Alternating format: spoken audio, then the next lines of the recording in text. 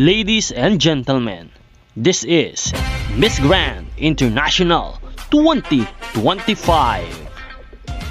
This is Nel 2204, your pageant blogger host. Don't forget to like and subscribe. Magandang araw Pilipinas and good day pageant lovers! Live update for Miss Grand Philippines Runway Challenge.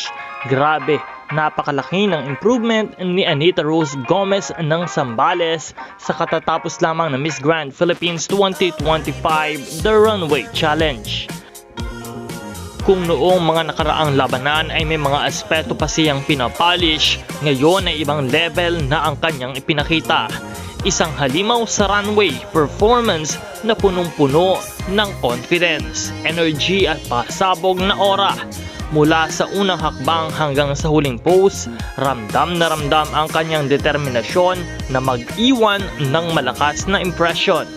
Hindi lang fans ang namangha sa kanyang transformation, kundi maging ang mga hurado ay siguradong tatandaan ang kanyang solidong performance ngayong gabi.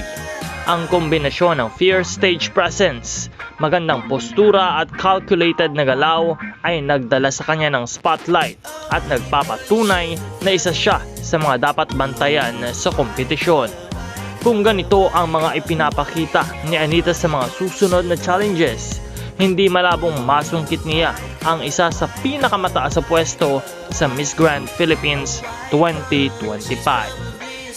Patuloy lamang na umantabay sa channel na ito para sa lahat ng mga updates, kaya huwag kalimutan na mag-subscribe at pindutin ang notification bell.